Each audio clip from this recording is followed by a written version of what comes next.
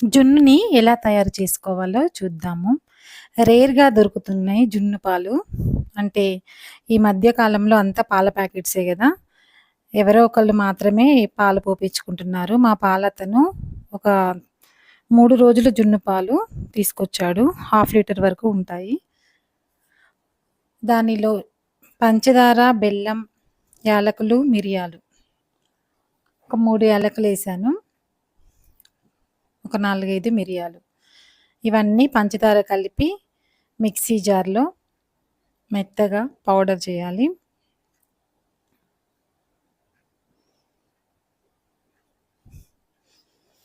ఈ జున్నుని చాలామంది ఇష్టపడతారండి. ఎవరికైతే ఇష్టమో నాకు కామెంట్ రూపంలో తెలియచేయండి.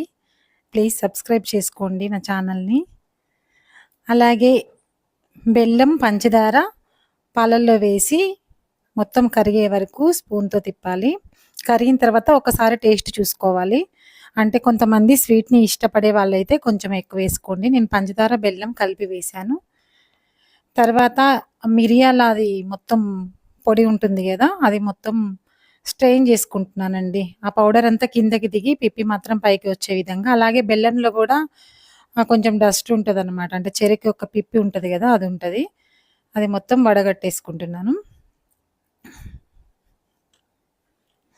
ఆ తర్వాత stove on JC water idli పాత్ర తీసుకున్నాను. ఇడ్లీ పాత్రలో కొద్దిగా వాటర్ పోసి ఏదైనా కింద స్టాండ్ లాంటిది లేకుంటే ఒక ప్లేట్ అయినా పెట్టుకోవచ్చు. ఈ జున్ను పాలని ఆవిరి మీదనే ఉడికించాలి. ఒకవేళ ఫస్ట్ రోజు జున్ను పాలు తీసుకున్నట్టయితే దాంట్లో వాటర్ మిక్స్ చేయాలి. రెండో రోజు గూడా మిక్స్ చేయాలండి. ఇది థర్డ్ డేవి కాబట్టి నేనేం మిక్స్ చేయకుండా డైరెక్ట్‌గానే వండుతున్నాను. ఆ పైన క్యాప్ ఉంటది గదా! అది తీసేసానండి. కుక్కర్‌లో పెట్టుకుంటే ఒకవేళ మీరు పైన విజిల్‌ని తీసేయండి. ఏదైనా గిన్నెలో పెట్టుకున్నా పర్వాలేదు. అలా ఒక 20 మినిట్స్ వరకు ఉడికిన తర్వాత ఒకసారి మన నైఫ్ పెట్టి చూసామంటే ఆ పాలు నైఫ్‌కి అతుక్కోకుండా ఉంటాయన్నమాట. అలా ఉన్నప్పుడు మనకయినట్టు. అంతా అయిపోయినంక తీసేసి ఒక 20 మినిట్స్ అలా పక్కకి పెట్టి తీయాలండి. ఇంకా ఏమైనా ఉంటే గూడా ఉడికిపోతది ఆ వేడికి, ఆవిరికి. ఆ తర్వాత ప్లేట్‌లోకి తీసుకుంటే చూసారా ఎంత చక్కగా వచ్చిందో జున్ను.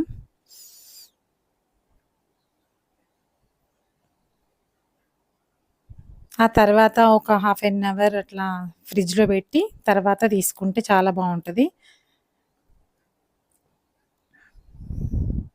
చూస్తుంటే కేక్‌లా ఉందండి.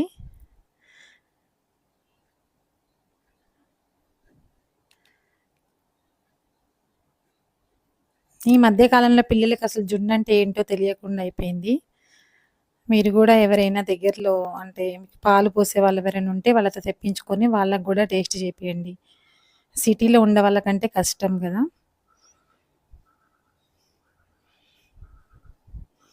ఓకేనండి.